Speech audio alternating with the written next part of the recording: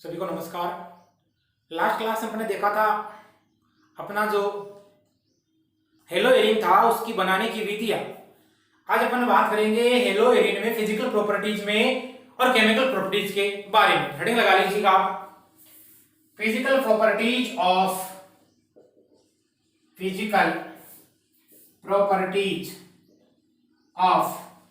Hello Erin या chlorobenzene ले सकते हो आप। उसकी बनाने की विधियां देखेंगे, वो तो देख ली थी अपन है ना। और आज अपन बात करने जा रहे हैं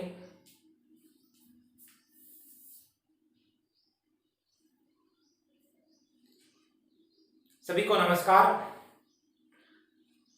अपना हेलो एरिन चल रहा था और लास्ट क्लास में अपन ने देखा था हेलो एरिन को बनाने की विधियों के बारे में। आज अपन बात करेंगे हेलो एरिन है उसकी फिजिकल प्रॉपर्टीज के बारे में और उसकी केमिकल प्रॉपर्टीज कौन कौन सी होती है उनके बारे में। तो देखिएगा, सबसे पहले अपन देखने जा रहे हैं फिजिकल प्रॉपर्टीज किसकी, हेलो एरिन की। देखिएगा, फिजिकल प्रॉपर्टीज की बात करेंगे तो आपकी जो हेलो एरिन होते हैं वो होते हैं कलरलेस, रंगहीन और गंधहीन द्रव्य होते हैं।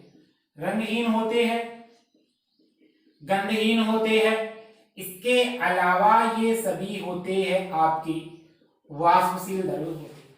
बात करेंगे इनकी सोल्युबिलिटी की तो वाटर में ये होते हैं आपकी इनसोल्यूबल, वाटर में होते हैं इनसोल्यूबल। और जितने भी आपकी ऑर्गेनिक सॉल्वेंट्स होते हैं उन ऑर्गेनिक सॉल्वेंट का मतलब हुआ कार्बनिक विलायक, उनमें क्या होते हैं, सोल्यूबल होते हैं, उनमें विलयी होते हैं। बात करेंगे इनके बॉइलिंग पॉइंट की या इनके मेल्टिंग पॉइंट की, या कह सकते हो इनका रिएक्टिविटी ऑर्डर क्या हो सकता है। तो देखिएगा, आइडोबेंजीन होता है आपका वो मोर रिएक्टिव होता है। उसके बाद में आपका होता है ब्रोमोबेंजीन, उसके बाद में आपका होता है क्लोरोबेंजीन और सबसे कम आपका होता है फ्लोरोबेंजीन। ये तो अपना हो गया फिजिकल प्रॉपर्टीज किसकी, हेलो एरिन की। अब अपन बात करेंगे उसके बाद में केमिकल प्रॉपर्टीज के बारे में, यानी हेलो एरिन आपका कौन कौन सी रिएक्शन आपको देता है उसके बारे में। तो देखिएगा, मुख्य रूप से हेलो एरिन है वो 4 प्रकार की रिएक्शन देता है। यानी एक तो देता है इलेक्ट्रोफिलिक सब्स्टिट्यूशन रिएक्शन, वो होती है बेंजीन रिंग पे। तो यानी कि electrophilic substitution reaction on benzene ring. आपकी जो बेंजीन वलय होती है उस पर इलेक्ट्रॉन्स नहीं प्रतिस्थापन अभिक्रिया किस प्रकार होती है उसके बारे में देखेंगे। दूसरा अपन देखेंगे इसमें मेटल के साथ में रिएक्शन, यानी कि रिएक्शन विथ मेटल के साथ में कैसे रिएक्शन होती है। तीसरी रिएक्शन देखेंगे अपन इसमें रिडक्शन कैसे होता है। और चौथी रिएक्शन अपन देखेंगे न्यूक्लियोफिलिक सब्स्टिट्यूशन रिएक्शन या नाभिक स्नेही प्रतिस्थापन अभिक्रिया। चलिए यहां तक नोट करिए और हेडिंग लगा ले। अब सबसे पहला अपना है जो इलेक्ट्रोफिलिक सब्स्टिट्यूशन रिएक्शन के बारे में देखते हैं। सभी जानते हो इस प्रकार की रिएक्शन में किसी इलेक्ट्रोफाइल का अटैक होगा और कोई आपका इलेक्ट्रोफाइल आएगा और वो आके क्या कर देगा, अटैक कर देगा किस पर, आपकी जो क्लोरोबेंजीन आप ले उसकी बेंजीन रिंग पर। देखिएगा कैसे होता है और किस प्रकार होता है उसकी बात करते हैं। एक नंबर हेडिंग हो जाएगी आपकी electrophilic substitution reaction on benzene ring, यानी बेंजीन वलय पर इलेक्ट्रॉन स्नेही प्रतिस्थापन अभिक्रिया। उससे पहले अपन ने जहां एरिल कंपाउंड को बनाने की विधि पढ़ी थी, मतलब आपने देखा था कि हेलोबेंजीन देखा था, तो हेलोबेंजीन में क्लोरोबेंजीन की आपने रेजोनेटिंग स्ट्रक्चर बनाई और उसमें आपने उसका अनुनादी संकर जब बनाया तब ये देखा था कि कार्बन और क्लोरीन के बीच में जो बॉन्ड होता है उसमें आपको क्या देखने को मिलता है, आंशिक द्विबंध का गुण देखने को मिलता है। और रेजोनेंस के दौरान आपने ये देखा था कि इसकी जो ऑर्थो और पेरा पोजीशन होती है उस पर क्या आ जाता है, नेगेटिव चार्ज जनरेट हो जाता है। किस पर, ऑर्थो और पेरा। इसका मतलब ये क्लोरोबेंजीन है, इसमें यहां पर इसका प्रभाव कौन सा देखने को मिलता है आपको, प्लस आर प्रभाव देखने को मिलता है। प्लस आर का मतलब होता है धनात्मक अनुनादी प्रभाव, ये दर्शाता है। क्या दर्शाता है? धनात्मक अनुनादी प्रभाव दर्शाता है। यानी प्लस आर का मतलब हो गया पॉजिटिव रेजोनेंस इफेक्ट दर्शाता है, जिसके कारण ये क्या करता है, क्लोरीन बेंजीन रिंग को अपना इलेक्ट्रॉन देता है, और जैसे इलेक्ट्रॉन देगा तो इलेक्ट्रॉन घनत्व आपका ऑर्थो और पेरा पे पड़ता है। इसका मतलब ऑर्थो पेरा पे इलेक्ट्रॉन जो डेंसिटी है या इलेक्ट्रॉन जो घनत्व है उसमें क्या होगी, आपकी वृद्धि होगी। अब जैसे ही इलेक्ट्रॉन डेंसिटी में वृद्धि हुई, इसका मतलब आप क्या कह दोगे, ये ग्रुप कैसा होता है, ऑर्थो पेरा डायरेक्टिंग होता है। यानी यहां पर जो रिएक्शन संपादित होती होगी, मींस आपका जो भी इलेक्ट्रोफाइल आके अटैक करेगा, या तो वो ऑर्थो पे आके अटैक करता है, या कहां आके अटैक करता है, आपका पेरा पे आके अटैक करता है। वो यहां आके अटैक इसलिए करता है क्योंकि कोई भी इलेक्ट्रोफाइल होता है उसको हमेशा बॉन्ड बनाने के लिए न्यूक्लियोफिलिक सेंटर की तलाश होती है, यानी पॉजिटिव को हमेशा नेगेटिव की तलाश होती है। जिंदगी में कभी भी देख लीजिए आप। चलिए, तो यहां पर नेगेटिव को पॉजिटिव की तलाश है, मतलब ये जो रिंग है आपकी वो तो बन जाती है, एक नाभिक से नहीं बन जाती है, एक न्यूक्लियोफाइल बन जाती है, और आपका आने वाला जो होता है अभिकर्मक होता है, रिएजेंट होता है, वो कैसा हो जाता है, एक इलेक्ट्रोफाइल हो जाता है। और वो इलेक्ट्रोफाइल ही क्या करते हैं, इस बेंजीन रिंग पे आएगा और उस पर अटैक कर देगा, और उसके द्वारा होने वाली रिएक्शन को आप क्या बोलोगे, इलेक्ट्रोफिलिक सब्स्टिट्यूशन रिएक्शन बोलोगे। कौन कौन सी पढ़ते हो आप इसमें आप पढ़ते हो, नाइट्रेशन पढ़ते हो, नाइट्रीकरण पढ़ते हो, क्लोरीनेशन पढ़ते हो, सल्फोनेशन पढ़ते हो, और एक आप पढ़ोगे इसमें FCR यानी फ्रीडल क्राफ्ट रिएक्शन के नाइट्रीकरण, क्लोरीनीकरण, सल्फोनेशन और आपका फ्रीडल क्राफ्ट रिएक्शन। आइए इनके बारे में विस्तार से चर्चा करते हैं। इसके अलावा एक चीज नोट लगा के लिखिएगा, जो बेंजीन रिंग की जो रिएक्टिविटी होती है वो आपके हेलोबेंजीन होता है इसकी तुलना में क्या होती है, ज्यादा होती है। यानी बेंजीन रिंग की क्रियाशीलता इस हेलोबेंजीन की तुलना में आपको ज्यादा देखने को मिलती है। चलिए, अब अपन बात करेंगे कुछ इंपॉर्टेंट रिएक्शंस की, जो आपकी होती है इलेक्ट्रोफिलिक सब्स्टिट्यूशन रिएक्शन होती है, जो बेंजीन रिंग पे संपन्न होती है। आइए देखते हैं। चलिए, एक नंबर हेडिंग लगा लीजिएगा, हेलोजिनेशन। हेलोजिनेशन या हेलोजनीकरण कहते हो, और इसी को आप क्या कहते हो, क्लोरीनेशन कहते हो। क्लोरीनेशन का मतलब क्या हुआ, Cl2 का योग होगा, मतलब इलेक्ट्रॉन्स नहीं प्रतिस्थापन पर पढ़ रहे हैं, तो यहां पर एक इलेक्ट्रोफाइल जनरेट होगा कोई, और वो कहां से आएगा, आपको क्लोरीन से मिलेगा। देखिएगा क्या होगा, ये क्लोरोबेंजीन है, और इस क्लोरोबेंजीन की मैंने क्या करवाई, यहां पर रिएक्शन करवाई Cl2, क्योंकि हेलोजनीकरण ले रहे तो क्लोरीन लेना पड़ेगा अपने को। चलो, यहां पर ये रिएक्शन होती है FeCl3 की उपस्थिति में। अब देखिएगा, आपने जानते हो कि Cl2 और FeCl3 यहां से ये क्या बनाता है, एक इलेक्ट्रोफाइल जनरेट कर देता है, और आपका बन जाता है FeCl4-। क्लियर है? इसको बोला जाता है क्लोरोनियम आयन। और ये जो क्लोरोनियम आयन होता है, ये आपका क्या होता है, एक इलेक्ट्रोफाइल होता है, एक इलेक्ट्रॉन से नहीं होता है। क्लियर है? इलेक्ट्रॉन से नहीं होता है। ये बना हुआ इलेक्ट्रॉन से नहीं किस पर आक्रमण करेगा, इस रिंग पे आक्रमण करेगा। इसका मतलब या तो ऑर्थो उत्पाद बनेगा आपका, या उत्पाद कौन सा बनेगा आपका, पेरा उत्पाद बनेगा। तो यहां से आपको दो प्रकार की उत्पाद देखने को मिलेंगे, एक तो यहाँ ऑर्थो वाला मिलेगा, और एक आपको कौन सा मिलेगा, यहाँ पेरा वाला मिलेगा। क्लियर है? इसको क्या बोलोगे, ऑर्थो डाइक्लोरोबेंजीन, और उसको क्या बोलोगे आप, पेरा डाइक्लोरोबेंजीन। ये तो हो जाएगा ऑर्थो डाइक्लोरोबेंजीन,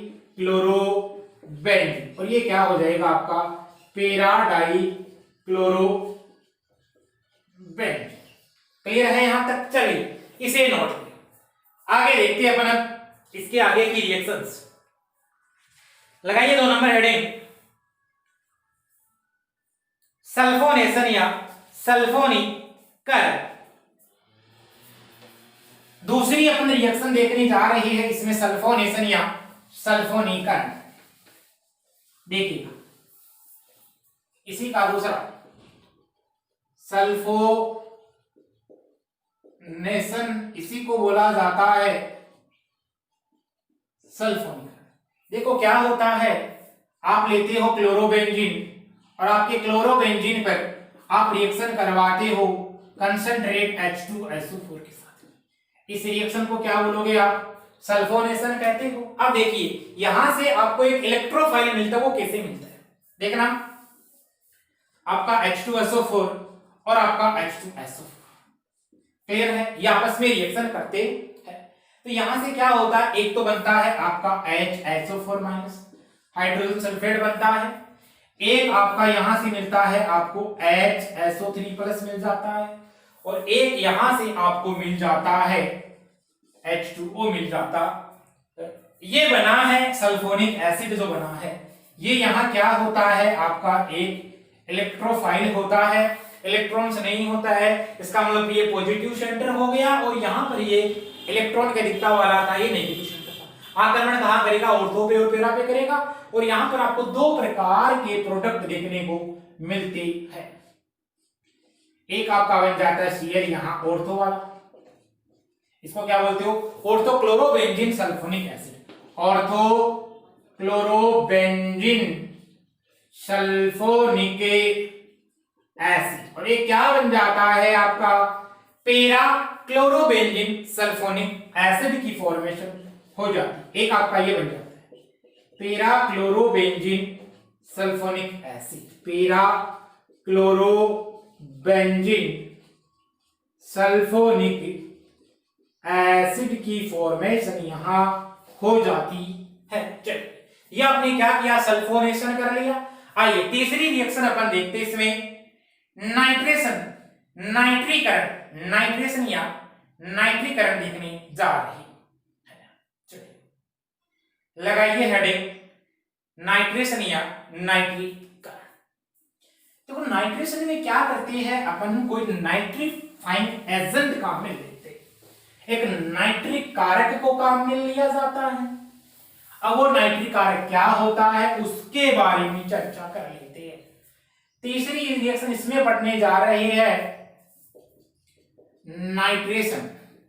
इस रिएक्शन को बोला जाता है नाइट्रीकरण। अब नाइट्रीकरण रिएक्शन में अपन लेते हैं कोई नाइट्रिक कारक एजेंट, यानी नाइट्रीफाइंग एजेंट काम में लेते हैं। अब वो नाइट्रिक कारक एजेंट क्या क्या हो सकता है? इसमें अपन एक तो लेते हैं कंसंट्रेट HNO3, शानदार नाइट्रिक एसिड लेते हैं, और एक आपका लेते हैं कंसंट्रेट H2SO4 लिया जाता है। क्लियर है? देखिएगा आपका कंसंट्रेट HNO3 है और आपका कंसंट्रेट H2SO4 है, ये आपस में रिएक्ट करते हैं। तो यहां से आपको मिल जाता है एक NO2 प्लस मिल जाता है, एक आपको यहां से मिल जाता है हाइड्रोजन सल्फेट आयन मिल जाता है, HSO4 माइनस मिल जाता है। कितने मिलेंगे? 2 मिलेंगे। और एक आपको मिल जाता है यहाँ H3O प्लस यानी हाइड्रोनियम आयन मिल जाता है। ये जो आपने बनाया है इसको आप कहते हो नाइट्रोनियम आयन कहते हैं। क्लियर है? ये जो नाइट्रोनियम आयन बना इसका मतलब ये एक क्या हो गया आपका? एक इलेक्ट्रॉन से नहीं हो गया। चलिए अब क्या करते हैं अपन, रिएक्शन को संपादित करवाते हैं। तो मैंने लिया क्लोरोबेंजीन, और इस क्लोरोबेंजीन पर आपने क्या किया? कंसंट्रेट HNO3 डाला, और आपने डाला कंसंट्रेट H2SO4 डाला। डालने पर यहां से एक इलेक्ट्रोफाइल जनरेट हो, और वो इलेक्ट्रोफाइल या तो ऑर्थो प्रोडक्ट बनाएगा और आपका क्या बनेगा? पैरा प्रोडक्ट बनाएगा। और इस रिएक्शन को क्या बोला जाता है? नाइट्रेशन बोलोगे आप। क्या बनेगा आपका? यहां से आपको मिलेगा Cl ऑर्थो नाइट्रोक्लोरोबेंजीन, और एक आपका क्या बन जाता है? पैरा पे लगा दोगे नाइट्रो क्लोरोबेंजीन। दो प्रकार के प्रोडक्ट, एक तो बना आपका, इसको तो बोलोगे आप ऑर्थो नाइट्रो क्लोरोबेंजीन, और ये क्या हो जाएगा आपका? Para nitro chlorobenzene. तो ये अपन ने देखा है कि नाइट्रोबेंजीन पर है किस प्रकार का फॉर्मेशन होता है या एक NO2 प्लस नाइट्रोनियम आयनिक इलेक्ट्रोफाइल की भांति किस प्रकार व्यवहार करता है, वो कैसे आपका प्रोडक्ट बनाता है। चलिए देख लिया, तीसरी रिएक्शन कंप्लीट। 4 नंबर रिएक्शन देखेंगे, इसमें फ्रीडल क्राफ्ट अभिक्रिया यानी फ्रीडल क्राफ्ट रिएक्शन। आइए लगाइए 4 नंबर फ्रीडल क्राफ्ट रिएक्शन। देखिएगा क्या होता है, इसी का होता है FCR बोलोगे इसमें, और इसको बोलोगे आप फ्रीडल क्राफ्ट रिएक्शन। अब देखिएगा फ्रीडल क्राफ्ट रिएक्शन होती है 2 प्रकार से। देखो 2 प्रकार से संपन्न होने का मतलब ये है, इसको एक तो बोलोगे आप इसमें एल्काइलेशन। एल्काइलेशन का मतलब हो गया एल्कलीकरण, और एक होता है फ्रीडल क्राफ्ट एसाइलेशन। एक होता है आपका फ्रीडल क्राफ्ट एसाइलेशन मींस एसिडीकरण। क्लियर। एल्काइलेशन का मतलब हो गया किसी एल्किल ग्रुप का प्रवेश करवाओगे, और इसका मतलब हो गया किसी इस प्रकार के ग्रुप का प्रवेश करवाओगे। क्लियर है। यानी इसको बोलोगे एल्किल ग्रुप का प्रवेश करवाना, और इसको बोलोगे आप किसी एसिल ग्रुप का प्रवेश करवाना। क्या कहलाता है आपका एसिलीकरण कहलाता है, यानी एसिल समूह का, या इसी को आप बोल देते हो एसिटिल ग्रुप बोल देते हो। यानी एसिटिल समूह का आप क्या करवा रहे हो, प्रवेश करवाते हो, तो उसको बोला था फ्रीडल क्राफ्ट एसाइलेशन या एसिलीकरण। यदि आप करवाते हो एल्काइलेशन, तो आपको क्या करना है, किसी एल्किल ग्रुप का क्या करवाना है, प्रवेश करवाना है। चलो सबसे पहले अपन देखते हैं फ्रीडल क्राफ्ट एल्कलीकरण, देखते हैं क्या होता है। ये क्या लिया मैंने, देखा बेंजीन में अपने देखी थी, इसकी मैकेनिज्म मैंने बता रखी वहां पर, आप जाके देख सकते हो। क्लियर है। चलिए क्या होता है, ये क्लोरोबेंजीन लिया, इस क्लोरोबेंजीन पर जब मैंने करवाया एल्किल क्लोराइड, इसकी विक्रिया करवाई इसके साथ में। अब R बराबर यहां पर क्या क्या हो सकता है, R बराबर मिथाइल भी हो सकता है, R बराबर आपका इथाइल भी हो सकता है, R बराबर आपका प्रोपाइल ग्रुप भी हो सकता है। क्लियर है। और R बराबर ये आइसोप्रोपाइल हो गया आपका। क्लियर हो गया। R बराबर आपका टर्सरी ब्यूटाइल ग्रुप भी हो सकता है, या टर्सरी ग्रुप भी हो सकता है, ये हो सकते हैं। तो देखो क्या होगा, ये रिएक्शन होती है सभी जानते हो निर्जल AlCl3 की उपस्थिति में। अब ये करता है तो आपको पता है आपका RCl AlCl3 है, ये क्या करते हैं, यहां से एक इलेक्ट्रोफाइल बनाते हैं। क्लियर है। और आपका AlCl4 माइनस।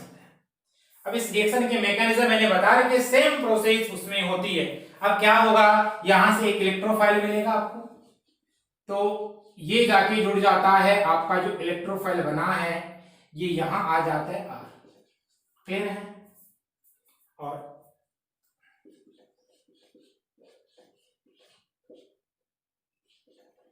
क्या बोलोगे इसको, ortho chloro alkyl benzene. Alkyl group है ना, तो बेंजीन हो जाएगा। इसको बोल दोगे आप ऑर्थो क्लोरो एल्किल बेंजीन, और इसको क्या बोलोगे आप, पेरा क्लोरो एल्काइल या एल्किल बेंजीन बोलते हैं। क्लियर है। चलो अब यहां पर CH3 होता मान लीजिएगा, तो अब क्या बन जाता वो आपका ऑर्थोक्लोरोमेथिल बेंजीन, पेरा क्लोरोमेथिल बेंजीन। चलो इसको तो बोलोगे आप फ्रीडल क्राफ्ट एल्किलीकरण बोलोगे, यानी कि कोई एल्किल ग्रुप का आपने क्या करवाया है, प्रवेश करवाया है। अपन बात करेंगे अब एसिलीकरण, यानी कि किसी एसिटिल ग्रुप का प्रवेश करवाना या किसी एसाइल ग्रुप का प्रवेश करवाना। क्या होता है देखिए, देखो आपका जैसे ये है RCOCl, एसिटिल क्लोराइड है, ये एनहाइड्रस AlCl3 के साथ रिएक्शन करता है, तो आपको यहां से क्या मिल जाता है, कोई एक इलेक्ट्रोफाइल मिल जाता है। इसको बोला जाता है एसाइलियम केटायन। क्या बोलोगे इसको, एसाइलियम केटायन बोलोगे, और आपका AlCl4 माइनस। क्लियर हो गया। आगे देखिएगा अब क्या होता है, आपका ये जो बना है इसका मतलब मान लो मैंने यहां पर लिया CH3COC, इसको आप कहते हो एसिटिल क्लोराइड कहते हो। क्या बोलोगे इसको? Acetyl chloride. इसकी रिएक्शन किसके साथ करवाते हो? एनहाइड्रस AlCl3 के साथ करवाते हो। इसकी रिएक्शन होती है तो आपको क्या मिलता है? एसिटिलियन आयन मिल जाता है और AlCl4-। अब देखो ये जो बना हुआ है आपका कार्बोकेटाइन, ये कार्बोकेटाइन क्या करता है? इस क्लोरोबेंजीन के साथ में रिएक्ट करता है। क्लियर है? ये आपको दिखाई दे रहा है CH3COC, यानी आप क्या लेते हो? एनहाइड्रस निर्जल या शुष्क AlCl3 कार्बन लेते हो। अब क्या होगा? यहां से एक CH3CO प्लस मिलेगा और आपका क्या बन जाता है? एसिटोफिनोन बन जाता है। क्या याद करो? देखिए इस कंपाउंड को क्या बोलोगे आप? COCH3। एक तो ये बन गया, इसको बोलते हो आप ऑर्थोक्लोरोएसिटोफिनोन, ऑर्थोक्लोरोएसिटोफिनोन। और दूसरा जो कंपाउंड आपका बनता है यहां पर, वो कौन सा बनेगा? पेरा वाला बनता है, ClCOCH। इसको बोलोगे पेरा क्लोरो एसिटोफिनोन बोलते हो। इसको बोलोगे आप पेरा क्लोरो एसिटोफिनोन। क्लियर है? ये कौन सी हो गई? फ्रीडल क्राफ्ट एसिटिलीकरण रिएक्शन बोला जाता है। क्या बोला जाता है इसको? फ्रीडल क्राफ्ट एसिटिलीकरण अभिक्रिया। ठीक है, चलिए यहां तक नोट करें। देखिए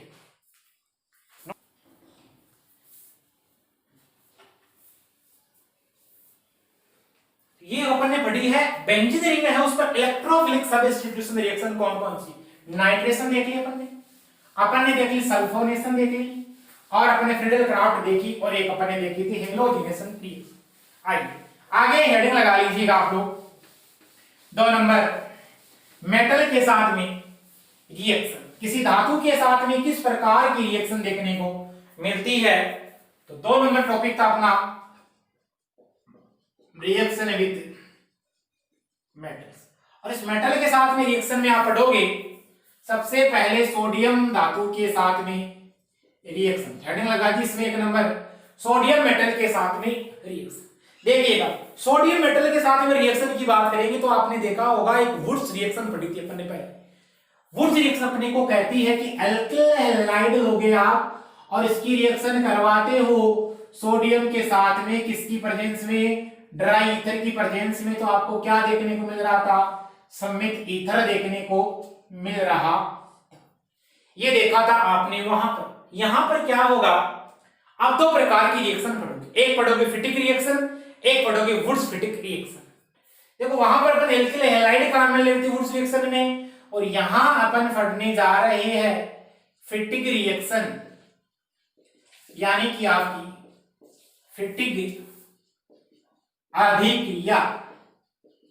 देखिए क्या होता है, एरिल हैलाइड लोगे आप काम में कोई, ये मैंने लिया कोई एरिल हैलाइड।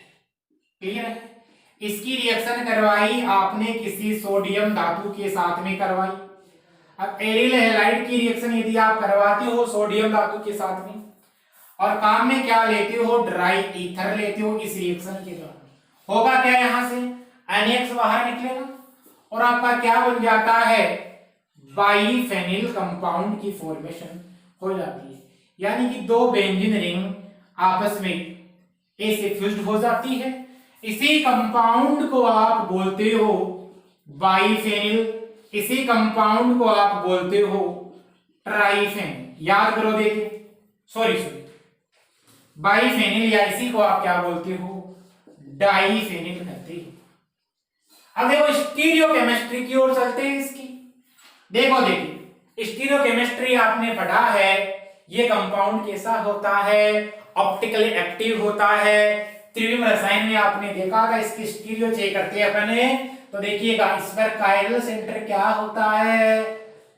अब्सेंट होता है, याद करो देखिए।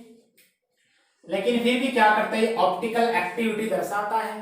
कारण क्या है? एक रिंग आपकी XY प्लेन में है, तो एक रिंग क्या है आपकी YZ प्लेन में, यानी एक रिंग XY प्लेन में होगी तो दूसरी रिंग ऑटोमेटिक इसमें है आपकी YZ प्लेन में है।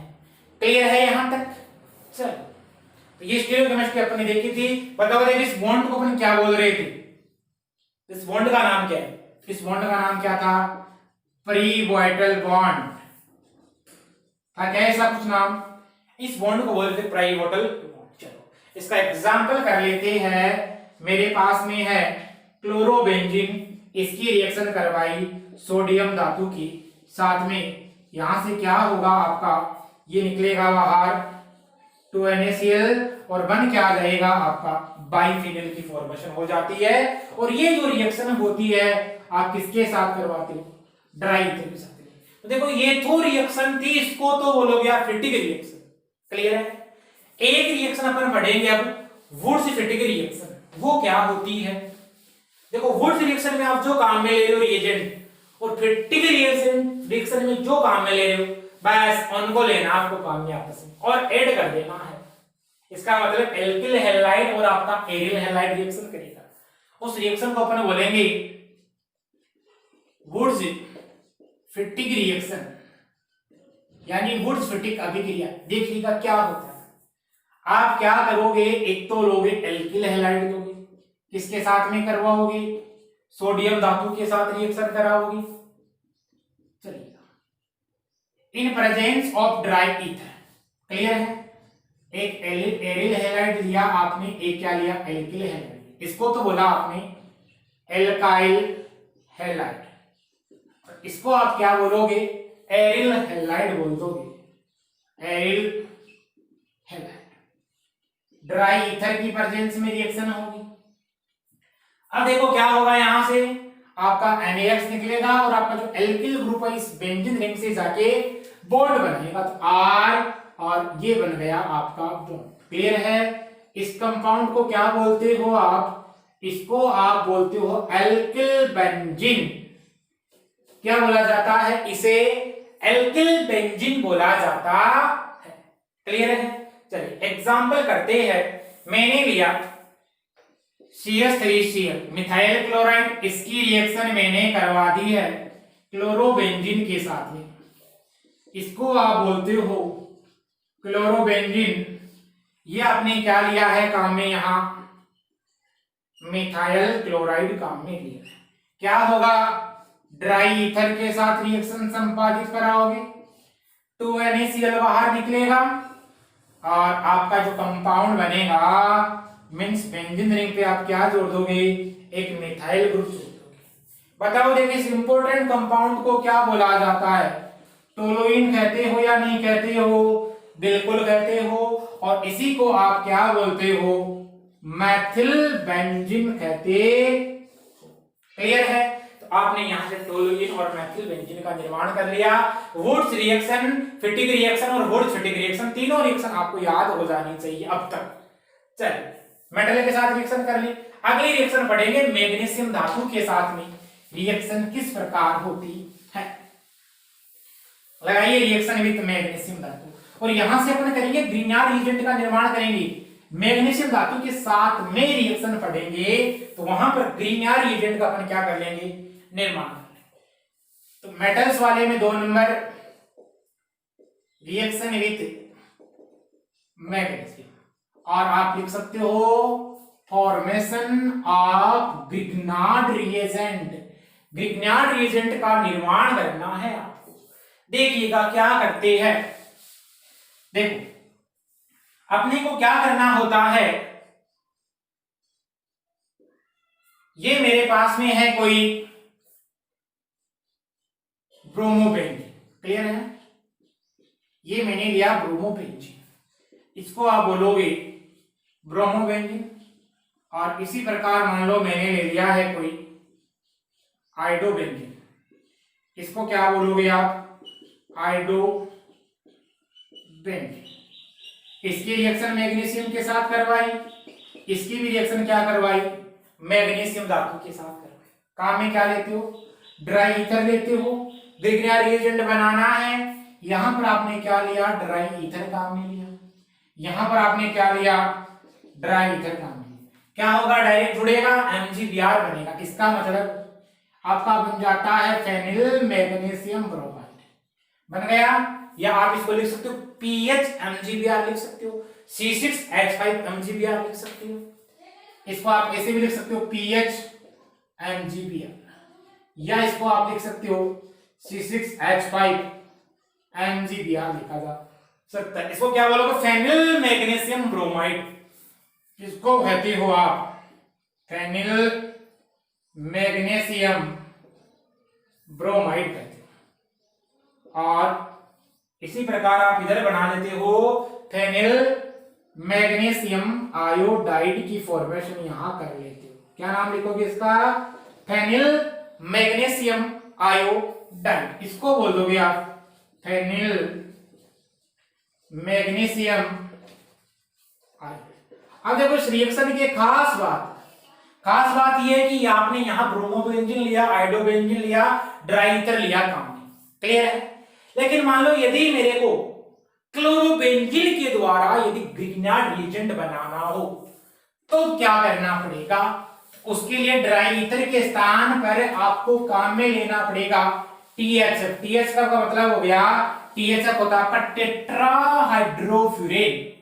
देखिएगा MTR लगा लीजिएगा और इसको नोट के रूप में लिख लीजिएगा। क्या होता है, यदि आपको क्लोरोबेंजीन के द्वारा क्या बनाना पड़े, ग्रिग्नार्ड रिएजेंट बनाना पड़े, ये क्लोरोबेंजीन लिया मैंने और इसके द्वारा आप मैग्नीशियम के साथ रिएक्शन करवाते हो तो आपको यहां काम में लेना होता है THF। THF जो आपका होता है इसको आप कहते हो टेट्राहाइड्रोफ्यूरेन कहते हो।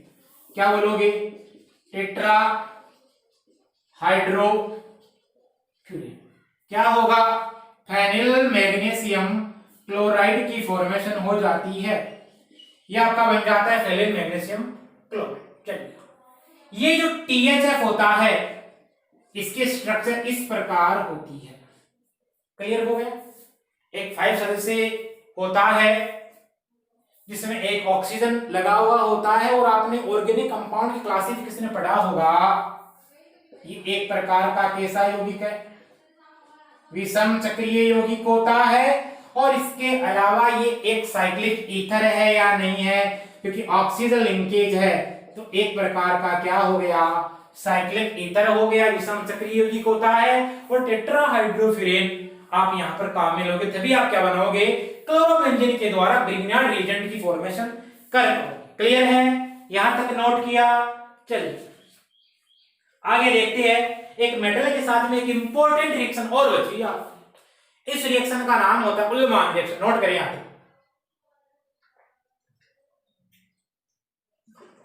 आइए देखते हैं, तो हेडिंग लगाइए रिएक्शन विद कॉपर, और उसी को बोला जाता है उल्मान रिएक्शन। बड़ी इंपॉर्टेंट रिएक्शन, फेमस रिएक्शन है और एग्जाम में कई बार इस पर सीधा सीधा नेम रिएक्शन से क्वेश्चन आया हुआ है। उल्मान रिएक्शन क्या होती है, चलिए तीसरी रिएक्शन पर पढ़ेंगे। इसमें reaction with copper, reaction with copper, और इस अभिक्रिया का नाम होता है उल्मान रिएक्शन।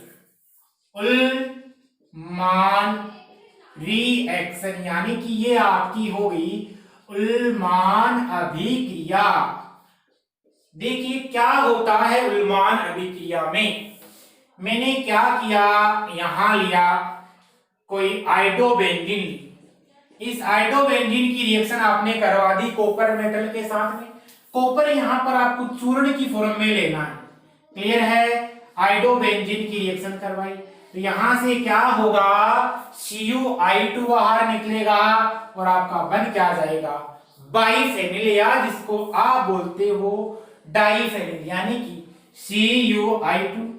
और आपका क्या बनेगा, इसको हीट करोगे तब निकलेगा ये बात, क्लियर है। चलिएगा आपका बन जाता है बाइफेनिल, या जिसको आप क्या कहते हो, डाइफेनिल। ये बन गया आपका बाइफेनिल या डाइफेनिल। चलिए यहां तक नोट करिए, उल्मान रिएक्शन आपकी होगी कंप्लीट। चलो नोट करें यहां तक।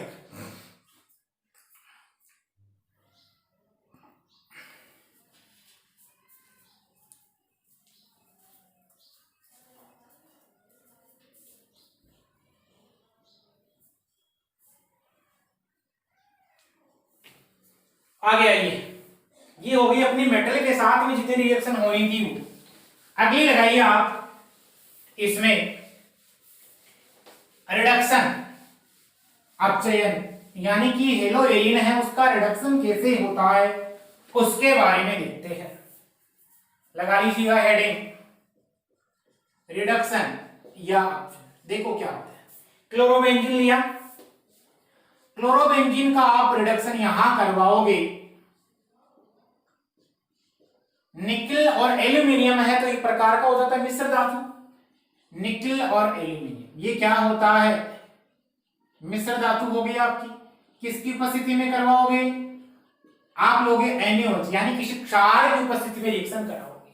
अब देखिएगा क्या होगा, अपचयन का मतलब हाइड्रोजन का जुड़ना, दो हाइड्रोजन का जुड़ना होगा तो एक HCl यहां बाहर निकलेगा, मतलब आपका बन क्या आ जाएगा, बेंजीन की फॉर्मेशन हो जाएगी। क्लियर है, और HCl इसका मतलब आपने क्या बना दिया, यहां एक बेंजीन का निर्माण कर दिया है।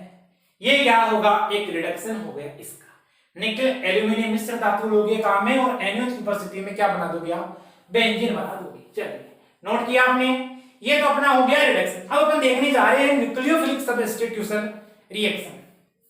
चलिए हेडिंग लगा लीजिए, 4 नंबर हो गया अपना टॉपिक है न्यूक्लियोफिलिक सब्स्टिट्यूशन रिएक्शन ऑफ हेलोएरिन, यानी कि नाभिक स्नेही प्रतिस्थापन अभिक्रिया किसकी, हेलोएरिन की। देखो क्या होता है नाभिक स्नेही प्रतिस्थापन अभिक्रिया में, एक कोई नाभिक स्नेही आएगा और हेलोएरिन में, या जिसको आप कहते हो हेलोबेंजीन, उस पर जो भी लगा हुआ है कोई इलेक्ट्रोफाइल में, तो अपन ने देखते हैं इलेक्ट्रॉन आएगा, यहां पर क्या आएगा, एक कोई न्यूक्लियोफाइल आएगा और वो न्यूक्लियोफाइल आके क्या करेगा, यहां इस रिएक्शन में अटैक करता है। अब न्यूक्लियोफाइल इस क्लोरीन एटम को आराम से हटा देता है, लेकिन वो इतना आसान है नहीं जितना अपन सोचते हैं।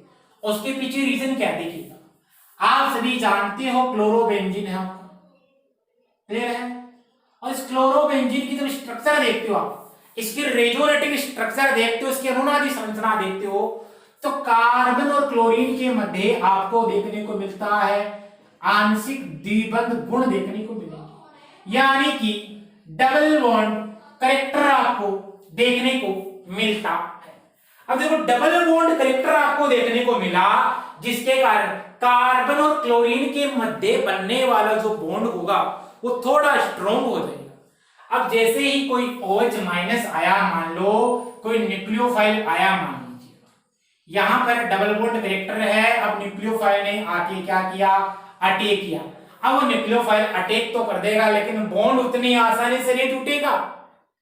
किसका कारण क्या है, बॉन्ड आसानी से नहीं टूटता, जिसका मतलब क्या, उसमें आंशिक द्विबंध पाया जाता है, जिसके कारण यह सामान्यतः नाभिक स्नेही प्रतिस्थापन अभिक्रिया नहीं दर्शाता है। कौन, आपका क्लोरोबेंजीन। अब देखो, लेकिन कुछ विशेष प्रकार की कंडीशंस है, जैसे हाई टेम्परेचर दे दो आप, हाई प्रेशर दे दो आप, उन पर क्या होगा, ये नाभिक स्नेही प्रतिस्थापन अभिक्रिया आपको दर्शा देगा। क्लियर है, तो केवल और केवल आप टेम्परेचर भी क्या कर सकते हो, ये रिएक्शन संपादित करवा सकते हो। क्लियर है, देखिए क्लोरोबेंजीन लिया और इस क्लोरोबेंजीन की रिएक्शन करवाई है अमोनिया के साथ में और Cu2O की उपस्थिति में। क्लियर है, चलिए क्या होगा, इसके 2 मोल लेंगे अपन और लगभग 475 केल्विन टेम्परेचर पर इसको हीट किया जाता है, और यहां पर लगा दिया मैंने इस रिएक्शन में हाई प्रेशर लगा दी, उच्च दाब लगा दिया। क्या होगा, यहां से ये निकलेगा बाहर और आपकी फॉर्मेशन किसकी हो जाती है, एनिलीन की हो जाती है। मतलब आपका क्या बन जाता है, यहां से एनिलीन बन जाता है, आपको एनिलीन मिलेगा और क्या मिलेगा, Cu2Cl2 मिलेगा। यहां से देखिएगा Cu2Cl2 मिल जाता है। अब वो कब हुआ है रिएक्शन, जब आपने इतना प्रेशर दिया, इतना टेम्परेचर दिया, मतलब दोनों चीजें क्या दी आपको, हाई। चलिए इसी प्रकार आप क्या कर सकते हो, इसी रिएक्शन को संपादित करवा सकते हो, CuCl की उपस्थिति में करवा रहे हो। मान लो आपने क्या किया, यहाँ हाई प्रेशर लगाया और लगभग 475 केल्विन टेम्परेचर पे क्या होगा, यहां से आपको Cl यानी 2 Cl मिलेंगे। इसका मतलब यहां से आपको प्राप्त हो जाती है साइनोबेंजीन की फॉर्मेशन हो जाती है। मतलब यहां से क्या बना, साइनोबेंजीन बना और आपका क्या मिल गया है, यहां से Cu2Cl2, मतलब आपका बना Cu2Cl2 बना। यानी यहां पर आपने क्या किया, एक Cn माइनस था वो एक न्यूक्लियोफाइल की भांति बिहेव करने लग गया, यानी कि नाभिक स्नेही बन जाता है। क्लियर है? चलिए अब क्या होता है, जैसे ये क्लोरोबेंजीन है, मान लो इस क्लोरोबेंजीन की यदि मैंने रिएक्शन करवाई है 625 केल्विन ताप पर in presence of NaOH, high pressure लोगे काम में, NaCl बाहर निकलेगा और आपका क्या बन जाता है, फिनोल बन जाता है और NaCl बाहर निकल जाता है। मतलब यहां आपने क्या बना दिया, फिनोल बना दिया। अब तक आपने क्या देखा, अब तक आपने ये देखा कि आप हाई टेम्परेचर और प्रेशर है, एक विशेष प्रकार की कंडीशन है, तब ये रिएक्शन संपादित करवा रहे हो। ये पर्टिकुलरली तब वहां से आपका क्लोरोबेंजीन पर कार्बोक्लोरीन का बॉन्ड टूट रहा है। लेकिन अब मान लो क्या किया जाए, मैंने इस क्लोरोबेंजीन पे कोई लगा दी इलेक्ट्रो विड्रॉइंग ग्रुप लगा दिए। देखिए इलेक्ट्रो विड्रॉइंग ग्रुप का मतलब सभी जानते हो, इलेक्ट्रॉन आकर्षी ग्रुप लगा दे अपन, या ऐसे ग्रुप लगा दे जिनका प्रभाव होता हो माइनस आई इफेक्ट होता हो, उनको लगा दिया जाए तो किस प्रकार रिएक्शन होगी। देखिएगा ये मेरे पास में है क्लोरोबेंजीन है, सभी जानते हो। यहां पर मैंने क्या किया, इस क्लोरोबेंजीन पर मैंने लगा दिया कोई EWG। अब EWG का मतलब सभी जानते हो क्या होता है, इलेक्ट्रो विड्रॉइंग ग्रुप है ये, और इलेक्ट्रो विड्रॉइंग ग्रुप का मतलब हो गया इलेक्ट्रो अट्रैक्टिंग ग्रुप बोलते हो इसको, यानी कि इलेक्ट्रॉन को अपनी ओर आकर्षित करने वाले समूह। ये क्या करेंगे, इलेक्ट्रॉनों को अपनी ओर आकर्षित करेंगे।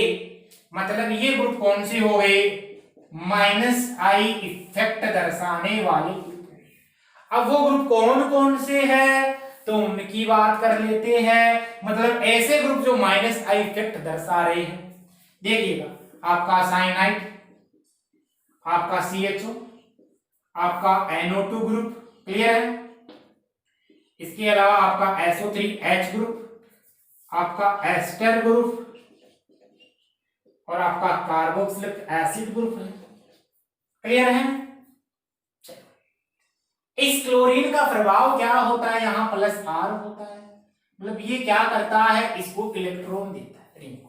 अब इलेक्ट्रॉन इस बेंजीन वलय पे आए तब क्या होगा, आपका जो इलेक्ट्रॉन विड्रॉइंग ग्रुप होगा वो इलेक्ट्रॉनों को अपनी ओर खींचेगा। अब देखो इलेक्ट्रॉन विड्रॉइंग ग्रुप इलेक्ट्रॉनों को अपनी ओर आकर्षित करता है, जिसके कारण इस बेंजीन वलय पे मेरे को बताओ इलेक्ट्रॉन घनत्व बढ़ा या कम हो गया।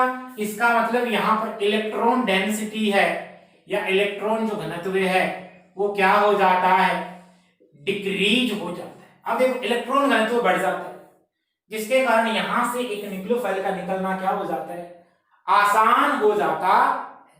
क्लियर है, समझे इस बात को। सामान्यतः क्या होता है, मान लो ये रिएक्शन है मेरे पास में, ये क्लोरोबेंजीन है और मैंने क्या किया, एक न्यूक्लियोफाइल का अटैक कर दिया। अब न्यूक्लियोफाइल का अटैक उतना आसान नहीं हो पा रहा है, उसके लिए हाई टेम्परेचर वगैरह अपने को जरूरत पड़ती है, जैसा आपने देखा है हाल ही में। अब क्या होगा, इसका कारण आप जानते हो, कार्बन क्लोरीन के मध्य आंशिक द्विबंध पाया जाता है, जिससे ये बॉन्ड है आसानी से नहीं ब्रेक हो पाता है। क्लियर है। चलिए इसके लिए आप क्या करते हो, उसकी ऑर्थो मेटा और पेरा पे कोई इलेक्ट्रो विड्रॉइंग ग्रुप लगाओगे और वही इलेक्ट्रो विड्रॉइंग ग्रुप आपके क्या करेंगे, उस रिएक्शन को संपादित करते। क्लियर है। चलिए यहां तक इसे नोट करें, आगे मिलते हैं कुछ विशेष एग्जांपल के साथ में। आइए देखिए अब यहां से क्वेश्चन बनने की क्या क्या संभावना रहती है उनके बारे में अपन चर्चा कर लेते हैं। देखिएगा एग्जांपल के थ्रू आप और क्लियर हो जाएगा आपकी। देखिए ये मेरे पास में है क्लोरोबेंजीन, ठीक है, और इस क्लोरोबेंजीन में मान लीजिए मैंने कोई OH माइनस लिया। अब OH माइनस आप सभी जानते हो एक अच्छा नाभिक से नहीं होता है, एशन वेलोरेशन रिएक्शन मैंने आपको न्यूक्लियोफाइल के बारे में वहां बताया था। यहां पर मैंने क्या लिया, aqueous NaHCO3 sodium hydrogen carbonate, या इसका बोलते हो सोडियम बाइकार्बोनेट। अब देखो ये रिएक्शन नहीं हो पाई, क्लियर है, मतलब ये रिएक्शन नहीं हो पा रही। कारण क्या है, यहां पर आपको मिल रहा है आंशिक द्विबंध का गुण पाया जा रहा है, जिसके कारण कार्बन और क्लोरीन का जो बीच का बॉन्ड है वो आसानी से नहीं टूट पाता है। चलो अब क्या किया मैंने, मान लीजिए यहां पर कोई ऐसा ग्रुप लगा दिया जो क्या हो, आपका इलेक्ट्रो विड्रॉइंग ग्रुप हो। तो ये क्या करता है, इसमें रेजोनेंस होगा तो इलेक्ट्रॉनों को अपनी ओर खींचेगा।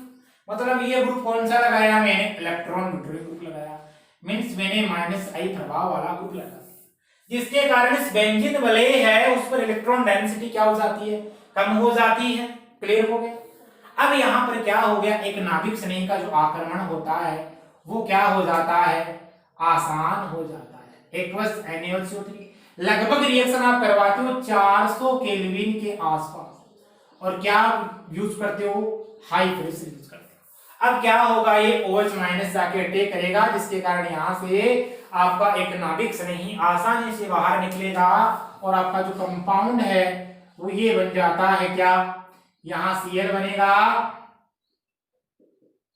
और यहां आ जाएगा आपका ऑर्थो पोजीशन पे है ना, इसको क्या बोलते हो आप, सॉरी यहां तो हो जाएगा ना, एक नाभिक स्नेह का आक्रमण होने के बाद में हो जाएगा, इसको बोलोगे आप ऑर्थो नाइट्रोफिनोल, और ये क्या हो गया, ऑर्थो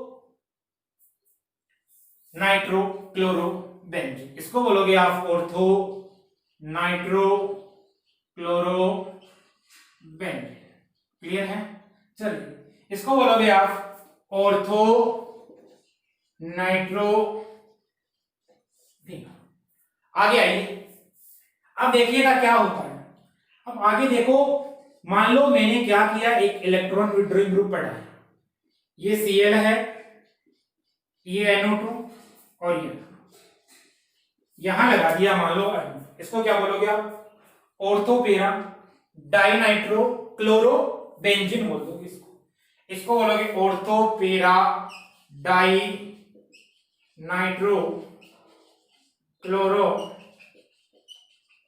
बेंजीन। अब मैंने क्या किया, वही बात की, OH- के साथ रिएक्शन करवाई, एक्वस NaHCO3 के साथ करवाया। देखिएगा आप लोग यहां पर टेम्परेचर आप यहां पर 400 केल्विन ले रहे हो। अब देखो एक इलेक्ट्रो विड्रॉइंग ग्रुप आएगा, जितना ज्यादा इलेक्ट्रो विड्रॉइंग ग्रुप होगा, इसका मतलब इस बेंजीन रिंग पर रिएक्शन है वो आसानी से होगी। कारण क्या है, वो क्या करेगा, उस पर इलेक्ट्रॉन डेंसिटी है उसको उतना ही कम कर देता है, इलेक्ट्रॉन घनत्व में कमी कर देता है। अब यहां पर लगभग आप 370 केल्विन टेम्परेचर यूज कर सकते हो। क्लियर है, ये OH- आएगा, अटैक करेगा, और यहां से क्या निकल जाएगा, आपका एक न्यूक्लियोफाइल बाहर निकलेगा। इसका मतलब यहाँ आपका जो कंपाउंड बनेगा वो क्या बनेगा, OH आएगा, यहाँ क्या लगाया आपने NO2, और यहाँ आपने क्या लगाया। क्लियर है, ऑर्थोपेरा डाइनाइट्रोफिनोल की यहाँ क्या हो जाती है, फॉर्मेशन हो जाती है, ऑर्थोपेरा डाइनाइट्रोफिनोल आपने यहाँ बना दिया। चलिए अब मान लो मैंने क्या किया है, इस प्रकार की पोजीशन चेंज की है, मतलब तीनों विड्रॉइंग ग्रुप थे आपके, NO2 ग्रुप थे, वो मैंने लगा दिए हैं, मान लीजिएगा आप लोग ऑर्थोपेरा और मेटा पे लगा दिए। अब वहां पर क्या प्रोडक्ट बनने की संभावना होती है, इसको लगा लीजिएगा आप एम्प्टी, यहां से क्वेश्चन पूछा जा सकता है। क्लियर है, देखिएगा क्या होता है, ये है मेरे पास में Cl, और मैंने NO2 यहां लगाया, मैंने NO2 यहां लगाया, और मैंने NO2 यहां लगाया। क्लियर है, तीन तीन NO2 ग्रुप लगे, इसको क्या बोलोगे आप, 2 4 6 tri nitro chlorobenzene, tri nitro chlorobenzene. इस कंपाउंड का जनरल नेम होता है पिक्रिल क्लोराइड, जनरल नेम होता है पिक्रिल क्लोराइड। क्लियर है, आप क्या करोगे, आपने लिया कोई न्यूक्लियोफाइल लिया, एक न्यूक्लियोफाइल एक अच्छा बेस होता है, पता होगा आपको, आपने लिया एक्वस NaHCO3। अब टेम्परेचर और कम हो जाएगा, लगभग 300 केल्विन पे क्या हो जाएगी, रिएक्शन संपादित हो जाएगी।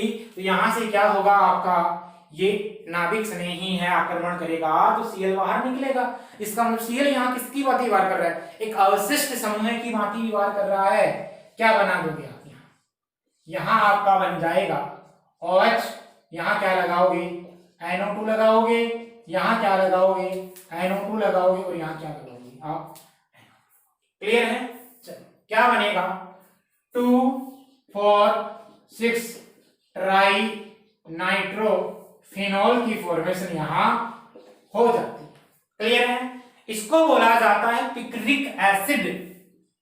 इस कंपाउंड को क्या बोला जाता है, पिक्रिक एसिड। येलो रंग का कंपाउंड होता है, इसी को आप क्या बोलते हो, पिक्रिक अम्ल बोलते हो। चलिए देखा आपने। अब देखो यहां से क्वेश्चन क्या बनने की संभावना रहती है, उसकी अपन बात करने जा रहे हैं।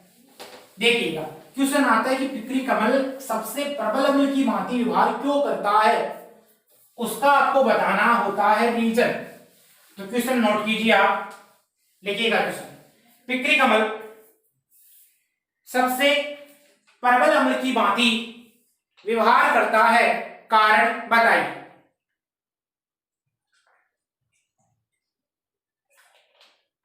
किया नोट, आइए देखते हो। देखिएगा पिक्रिक अम्ल जानते हो ये होता है, यहां NO2 होता है, यहां होता है NO2 और यहां क्या होता है आपका। क्लियर है। आप जानते हो ये आपका पिक्रिक एसिड है, इसका मतलब ये एक प्रकार का एसिड है। अब मैंने क्या किया, इसका एक H+ रिमूव किया। आप सभी जानते हो H+ के रिमूव होने से यहां पर एक स्पीशीज बनती है जिसको बोला जाता है कॉन्जुगेट बेस बोला जाता है। क्लियर है। देखिए इसको क्या बोला जाता है, कॉन्जुगेट बेस बोला जाता है। ये NO2 तीन ग्रुप लगे हुए NO2 वाले और यहां क्या हो जाएगा आपका O-। क्लियर है। अब देखिएगा ये क्या करेगा, O- रेजोनेंस में पार्टिसिपेट करेगा। अब यहां पर तीन NO2 ग्रुप प्रेजेंट है, तो तीन NO2 ग्रुप प्रेजेंट, इसका मतलब इलेक्ट्रो विड्रॉइंग ग्रुप बढ़ रहे हैं, जिसके कारण सिस्टम की स्टेबिलिटी क्या हो जाती है, बढ़ जाती है। इसको आप क्या बोलते हो, ये जो स्पीशीज बनी है कॉन्जुगेट बेस बोलते हो, मीन संयुग्मिक क्षार बोलते हो। आपने पढ़ा है इक्विलिब्रियम में, मैंने अच्छे से बताया। ये क्या बना आपका, कॉन्जुगेट बेस बना है, एक संयुग्मिक अम्ल बना है, जिसका कॉन्जुगेट बेस जितना ज्यादा स्टेबल होता है उसके एसिडिक नेचर उतनी ही ज्यादा होती है। कारण क्या होता है इसका कारण आप सभी जानते हो कि यहाँ पर रेजोनेंस हो रहा है, वो प्रभावी हो रहा है। क्लियर है। और इसका ऑक्सीजन है, मतलब अधिक विद्युत ऋणात्मक परमाणु पर क्या आ रहा है, नेगेटिव चार्ज है। एक कारण आप ये भी बता सकते हो, अधिक विद्युत ऋणात्मक परमाणु पर क्या आ रहा है, नेगेटिव चार्ज आ रहा है, जिसके कारण ये मोस्ट स्टेबल है। तो जिसका कॉन्जुगेट बेस जितना ज्यादा स्टेबल होगा उसकी एसिडिक नेचर भी क्या हो जाती है, अधिक हो जाती है। इसके अलावा आप रीजन एक ये भी बता सकते हो कि आपने देखा कि पिक्रिक एसिड में 3 NO2 ग्रुप होते हैं और तीनों NO2 ग्रुप का जो इफेक्ट होता है वो क्या होता है, वो EWG ग्रुप होते हैं, मतलब -I ग्रुप होते हैं। अब देखो जितने ज्यादा -I ग्रुप है, यानी कि -I ग्रुप क्या करता है, एसिडिटी को बढ़ाता है, या आप ऐसे बोल सकते हो कि इलेक्ट्रो विड्रॉइंग ग्रुप जितने ज्यादा होते हैं वो -I प्रभाव को बढ़ाते हैं और उसके कारण आपकी जो एसिडिटी है वो उतनी ज्यादा होती है। तो कारण क्या बताओगे, एक कारण तो ये हो गया। दूसरा कारण कि आपने देखा कि पिक्रिक अम्ल में 3 NO2 समूह होते हैं, यानी कि 3 इलेक्ट्रॉन आकर्षी ग्रुप जुड़े हुए होते हैं, जिसको आप बोलते हो NO, और वो क्या कर देते हैं, स्टेबिलिटी बढ़ा देते हैं, जिसके कारण इसकी एसिडिक नेचर होती है वो इंक्रीज हो जाती है, वो बढ़ जाती है। तो ये आप बता सकते हो कि पिक्रिक एसिड सबसे प्रबल अम्ल क्यों होता है, उसके बारे में। क्लियर है। चलिए ये अपने देखा पिक्रिक एसिड किस प्रकार मोस्ट एसिडिक नेचर दर्शाता है। चलिए तो ये अपने देख लिया, यहां पर हेलोएरिन है, इसकी केमिकल प्रॉपर्टीज। अब लास्ट इस चैप्टर में 2 लेक्चर और बचे हैं। एक तो रिएक्टिविटी ऑर्डर, यानी कि एलाइल हैलाइड है आपका, एरिल हैलाइड है आपका, एल्किल हैलाइड है आपका, बेंजाइलिक हैलाइड है, उन सबका रिएक्टिविटी ऑर्डर देखेंगे और कुछ इंपोर्टेंट कंपाउंड देखेंगे हेलोजन डेरिवेटिव के। तब तक के लिए मिलते हैं अपने अगली क्लास में रिएक्टिविटी ऑर्डर के साथ में। तब तक के लिए थैंक्स, ऑल द बेस्ट।